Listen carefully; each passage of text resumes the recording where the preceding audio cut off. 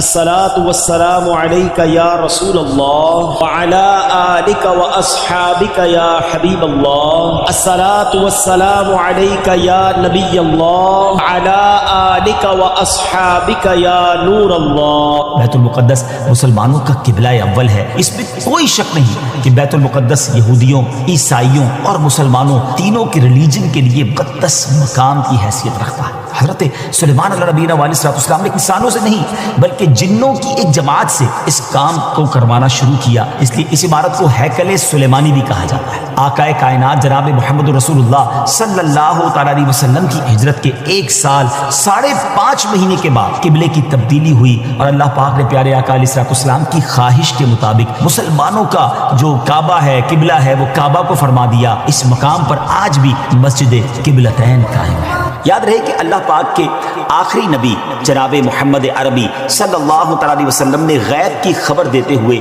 اپنی امت سے ارشاد فرمایا کہ قیامت سے پہلے 6 چیزیں گن کر رکھو۔ نمبر 1 میری وفات، نمبر 2 بیت المقدس کی فتح، نمبر 3 پھر طاعون کی وبا جو بکریوں کی گٹلیوں کی طرح تمہارے اندر شروع ہو جائے گی، نمبر 4 اس قدر مال کی کثرت ہو جائے گی کہ کسی آدمی کو 100 دینار دینے پر بھی وہ خوش نہیں ہوگا، نمبر 5 ایک ایسا فتنہ اٹھے گا کہ عرب کا کوئی گھر باقی نہیں رہے گا جس پہ فتنہ داخل نہ ہوا ہو، نمبر 6 تمہارے اور رومیوں کے درمیان ایک سلو ہوگی اور رومی عہد شکنی کریں گے اور وہ 80 جھنڈے لے کر تمہارے اوپر حملہ آور ہوں گے اور ہر جھنڈے کے نیچے 12,000 فوج ہوگی۔ یہ 6 نشانیاں نبی پاک صلی اللہ علیہ وسلم نے تفصیل کے ساتھ قیامت کی نشانیوں کے بارے میں بیان کی۔ اس حدیث پاک میں جو دوسری نشانی بیان کی گئی یعنی بیت المقدس کی فتح، اس بارے میں آج کی ہماری ایپیسوڈ ہوگی۔ یہ تو آپ نے سن ہی لیا کہ حدیث پاک میں سے قیامت کی نشانی کے طور پر فرمایا گیا ہے۔ اس بارے میں مزید بات کرنے سے پہلے آئیے پہلے ذرا بیت المقدس کے بارے میں کچھ سنتے ہیں کہ یہ کس جگہ کو کہا جاتا ہے اور اس کی تاریخ کیا ہے۔ بیت المقدس مسلمانوں کا قبلہ اول ہے۔ یہ فلسطین کے شہر القدس میں واقع ہے۔ بعض نے اس شہر کو بھی بیت المقدس کہا ہے۔ اس کو القدس کا نام کیوں دیا گیا، اس کے بارے میں حکیم الامت مفتی احمد یار خان نعیمی رحمۃ اللہ تعالی لکھتے ہیں کہ چونکہ اس زمین میں حضرات انبیاء کے مزارات بہت ہیں اس لیے اسے قدس کہا جاتا ہے۔ زمین کا یہ ٹکڑا انبیاء اور صلحاء یعنی نیک لوگوں کا مرکز رہا ہے۔ حضرت سیدنا سلیمان علیہ نبینا علیہ السلام کا مزار مبارک اور عالم اسلام کی مشہور و معروف مسجد اقصی بھی اسی شہر میں واقع ہے۔ رہی یہ بات کہ اس کا سنگ بنیاد کب رکھا گیا تو اس بارے میں یہ کہا جاتا ہے کہ کعبہ معظمہ کی بنیاد ڈالنے کے 40 سال بعد سیدنا آدم علیہ نبینا علیہ السلام یا ان کی اولاد میں سے کسی نے اس کی بنیاد ڈالی۔ پھر اس کی تعمیر حضرت سیدنا سام بن نوح علیہ نبینا علیہ السلام نے کی۔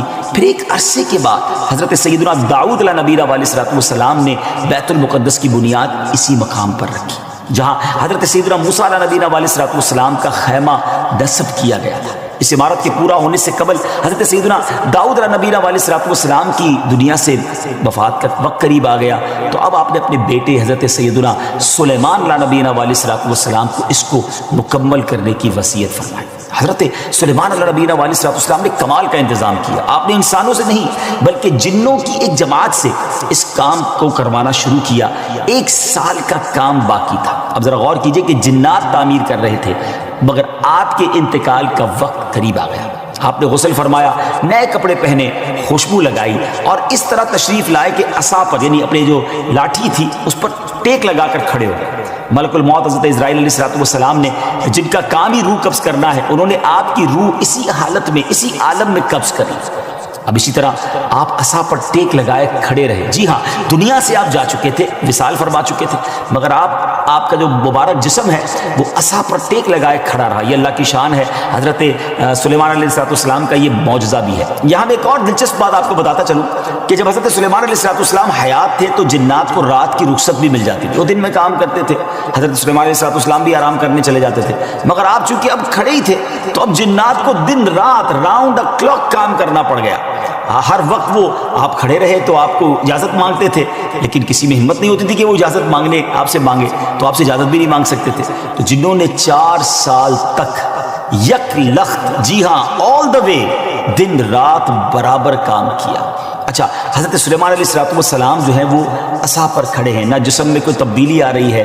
اللہ اکبر. یہ بھی اللہ کے نبی کی شان دیکھی. اس کی تعمیر کی تکمیل چونکہ حضرت سلیمان علیہ السلام کے زیر نگرانی ہونی تھی، اس لیے اس عمارت کو ہیکل سلیمانی بھی کہا جاتا ہے. بیت المقدس کی روشنی کا انتظام بھی نرالے انداز میں ہی کیا گیا تھا. وہ اس طرح کہ حضرت سلیمان علیہ السلام نے بیت القدس کی مسجد کو سنگ مرمر سے اور ہیروں، موتیوں اور یاقوت سے بنوایا، اور بیت المقدس کے گنبد کے سرے پر کبریت احمر، یہ سرخ گندک جی تھی، اس کا اہتمام کیا. اس کی روشنی کئی میلوں تک پہنچتی تھی. اللہ اکبر. اچھا ناظرین، جیسے اس کی تعمیر کا وقت پورا ہونے لگا تو اللہ کی شان دیکھیں کہ آپ کے اس عصا کو، اس لکڑی کو دیمک نے کھایا اور آپ کا جسم زمین پر تشریف لایا. پھر لوگوں کو بھی پتہ چلا اور جنات کو بھی پتہ چلا کہ حضرت سلیمان علیہ السلام دنیا سے جا چکے ہیں. سبحان اللہ. اتنی شاندار یہ عبادت ہے. بیت المقدس کی خدمت کے لیے کثیر خادمین حاضری دیتے رہتے. ایک وقت ایسا آیا کہ حضرت سیدنا زکریا علیہ نبی علیہ السلام کے مبارک زمانے میں بیت المقدس کے خدام کی تعداد 4000 تھی، اور خدام کے 27 یا 70 سردار تھے جن کے امیر سیدنا زکریا علیہ نبی علیہ السلام تھے. حضرت سیدنا آدم علیہ السلام سے لے کر حضرت سیدنا موسیٰ علیہ نبی علیہ السلام تک کعبہ یعنی بیت اللہ شریف ہی کعبہ رہا. پھر حضرت سیدنا موسیٰ علیہ نبی علیہ السلام سے لے کر حضرت سیدنا عیسیٰ علیہ السلام تک بیت المقدس قبلہ رہا. جب آقائے کائنات جناب محمد رسول اللہ صلی اللہ تعالی علیہ وسلم کی آمد ہوئی اور آپ نے اعلان نبوت فرما کر اسلام کی تعلیم اور اشاعت کا سلسلہ شروع کیا، تو مکہ مبارک میں جتنا عرصہ رہے اس وقت تک بھی مسلمان بیت المقدس کی طرف رک کر کے عبادت کرتے تھے.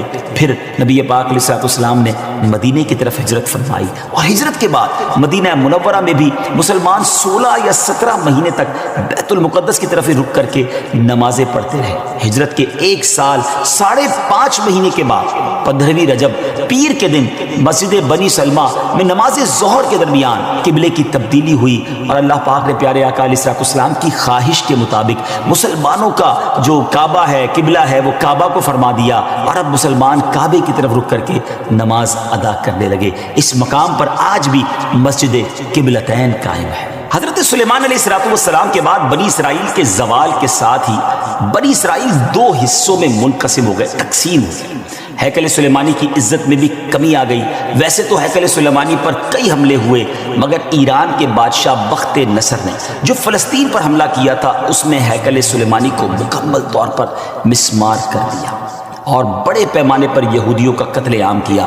تورات جلا دی گئی، اور اس وقت یہودی غلاموں کو دریائے فرات کے کنارے آباد کیا گیا، اور انہوں نے اس بستی کا نام تل ابیب رکھا. اس کے بعد ایران کے پہلے کسرا خسرو نے یہودیوں کو واپس فلسطین جانے کی اجازت دے دی.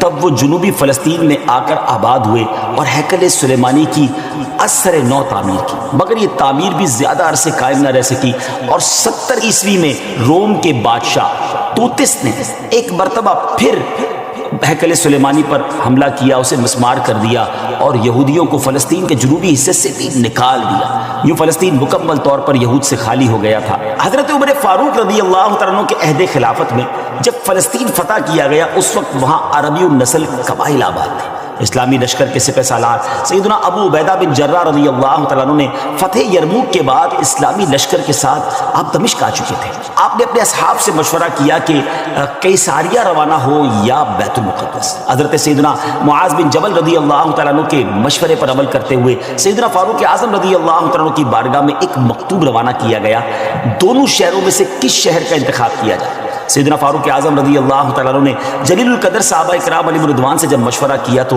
مولا علی شیر خدا کرم اللہ تعالیٰ وجہ الکریم نے فرمایا کہ اے امیر المومنین، آپ اسلامی لشکر کو بیت المقدس کی طرف روانگی کا حکم دیں.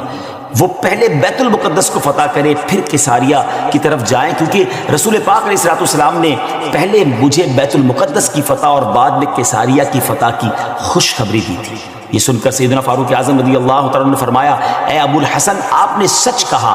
پھر سیدنا ابو عبیدہ بن جراح رضی اللہ تعالیٰ کی طرف پہلے بیت المقدس اور پھر قیصاریہ روانگی کا حکم لکھ کر روانہ کر دیا.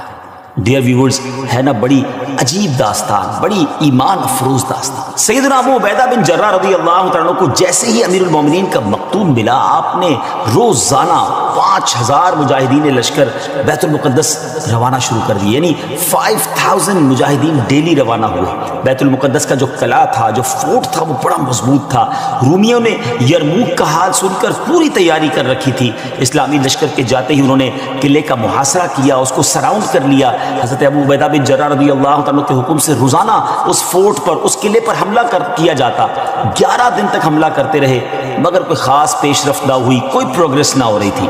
11ویں دن خود سیدنا ابو عبیدہ بن جراح رضی اللہ تعالیٰ عنہ سیدنا خالد بن ولید رضی اللہ تعالیٰ عنہ تشریف لائے۔ مجاہدین نے تکبیر و تہلیل کی صدائیں بلند کی، خوب نعرے لگائے، تو رومیوں کو بھی معلوم ہو گیا کہ اسلامی لشکر کا کوئی بڑا سردار آ گیا ہے۔ وہ سب پریشان ہوئے، اپنے سب سے بڑے راہب قمامہ کے پاس گئے اور ساری صورتحال بیان کی۔ جب اسے معلوم ہوا کہ مسلمانوں کا سردار آ گیا ہے، وہ بہت پریشان ہوا اور کہنے لگا، اب تمہاری ہلاکت نزدیک ہے، کیونکہ میں نے پچھلی کتابوں میں پڑھا ہے کہ ملک شام کو محمد الرسول اللہ صلی اللہ تعالیٰ علیہ وسلم کا ایک سرخ رنگ کا صحابی فتح کرے گا۔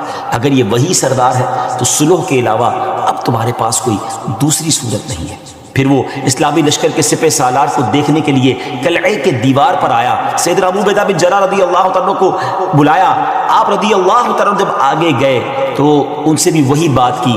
حضرت ابو عبیدہ بن جراح نے کہا، یا تو تم اسلام قبول کر لو یا جزیہ دے کر امان حاصل کر لو، پھر ہم سے جنگ کرنے کے لیے تیار ہو جاؤ۔ لیکن اس راہب قمامہ نے سیدنا ابو عبیدہ بن جراح رضی اللہ تعالیٰ کی بات کا کوئی جواب نہ دیا، فقط خاموشی سے وہ بس آپ کو دیکھتا رہا اور پھر واپس چلا گیا۔ اس نے اپنی قوم سے کہا کہ یہ وہ شخص نہیں ہے جس کے بارے میں نے کتابوں میں پڑھا ہے، لہذا تم ان سے جنگ کرتے رہو، یہ تمہارا بال بھی بیکا نہیں کر سکے۔ سیدنا ابو عبیدہ بن جراح رضی اللہ تعالیٰ نے بھی وہاں سے واپس آ کر اسلامی لشکر کو جنگ کا حکم دے دیا۔ روزانہ اسلامی لشکر اس فورٹ پر، اس قلعے پر حملہ کرتا، رومی تیروں کی برسات کرتے، دونوں طرف سے جانی نقصان بھی ہوتا، سپاہی زخمی بھی ہوتے۔ لڑائی 4 ماہ تک جاری رہی۔ جی ہاں ویورز، 4 منتھ تک یہ لڑائی جاری رہی۔ اہل شہر تنگ آ گئے، وہ دوبارہ اپنے جو سردار تھا، جو ان کا لیڈر تھا قمامہ، اس کے پاس گئے، ساری صورتحال بیان کی۔ وہ نصرانی راہب جو تھا وہ پھر قلعے کی دیوار پر آیا اور سیدنا ابو عبیدہ بن جراح رضی اللہ تعالیٰ عنہ سے کہنے لگا کہ ہم ہر حال میں تم سے جنگ کریں گے، البتہ ہمارے شہر کو صرف ایک ہی شخص فتح کرے گا جس کے اوصاف ہماری کتابوں میں لکھے ہوئے ہیں، وہ تم نہیں ہو۔ سیدنا ابو عبیدہ بن جراح رضی اللہ تعالیٰ نے فرمایا کہ تمہاری کتابوں میں اس کے کیا اوصاف لکھے ہوئے ہیں؟ اس نے کہا وہ ہم تمہیں نہیں بتائیں گے، البتہ اسے دیکھ کر ہم فوراً پہچان لیں گے کہ یہ وہی شخص ہے۔ ہاں اگر تم اس کا نام جاننا چاہتے ہو تو ہم اس کا نام بتا سکتے ہیں۔ اللہ اکبر، ان کی کتابوں میں اس صحابی کا نام بھی موجود تھا۔ آپ رضی اللہ تعالیٰ نے فرمایا کہ ٹھیک ہے، تم اس کا نام ہی بتا دو۔ اس نصرانی راہب نے کہا کہ جو شخص ہمارے اس شہر کو فتح کرے گا وہ محمد الرسول اللہ صلی اللہ تعالیٰ علیہ وسلم کا صحابی ہوگا، اور اس کا نام عمر بن خطاب ہے، جو فاروق کے لقب سے مشہور ہوگا، اور وہ نہایت سخت گیر ہوگا، اللہ کے کاموں میں کسی ملامت کرنے والے کی ملامت کی پرواہ نہ کرے گا۔ سیدنا ابو عبیدہ بن جراح رضی اللہ تعالیٰ نے جیسے ہی یہ سنا